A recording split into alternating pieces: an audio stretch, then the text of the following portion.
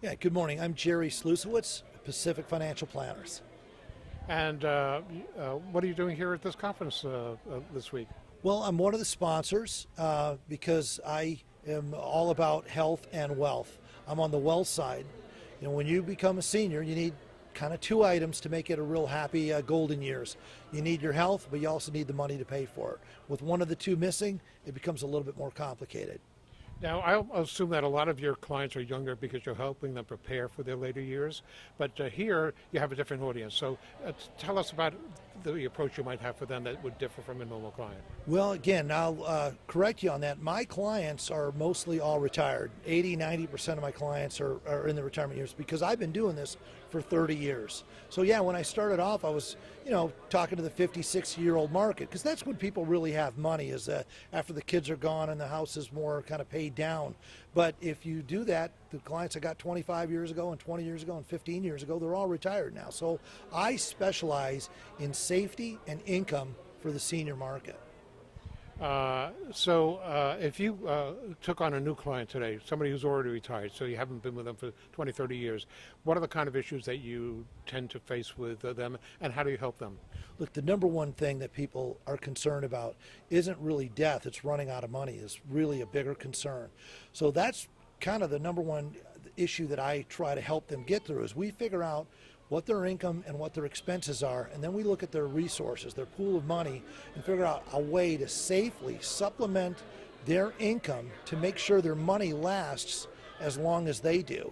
And one of the things that is different about what I do at Pacific Financial Planners is I manage the risk because taking losses when you're a senior is something that they just can't afford to do. How will people get in touch with you to find out more about your services? Well, I do a radio show as well on Saturdays, 1 to 2 p.m. on KLAA. It's AM 830. It's the LA Angels channel, the baseball team. If you like baseball, just tune in 1 to 2 p.m.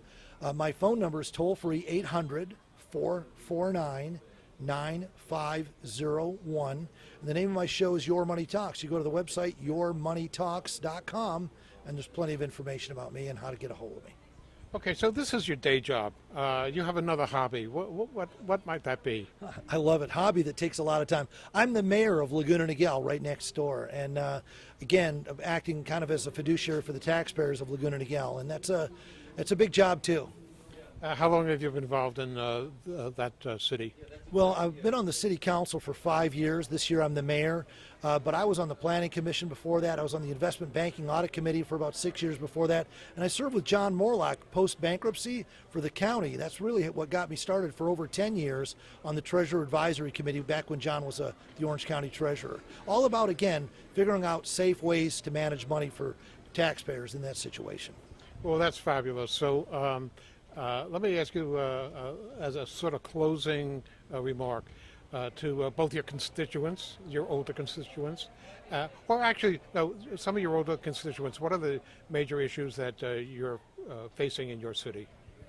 Well, our city, we're blessed. We happen to have a lot of money and we're doing good. But it's just density, population, traffic, safety. Some of the laws that have come out of Sacramento, they're letting prisoners out early. They're not convicting prisoners that, they're calling things misdemeanors that used to be felonies. So crime rates are going up. So we're bulking up our law enforcement. Speeding is always a concern. Those are probably the biggest things we face in Laguna Niguel. Not big crimes. We don't have the gangs and that sort of stuff. So we're very blessed. Okay, and as a final note, maybe a closing note, a bit of advice to seniors in general. What do you think the most important things they should do to protect themselves and protect their financial future? Well, it's a risky world out there. We all know that. People are concerned about what's going on in Washington. People are concerned about what's going on in the world. The best thing you could do is kind of like going into a boxing ring. Always protect yourself.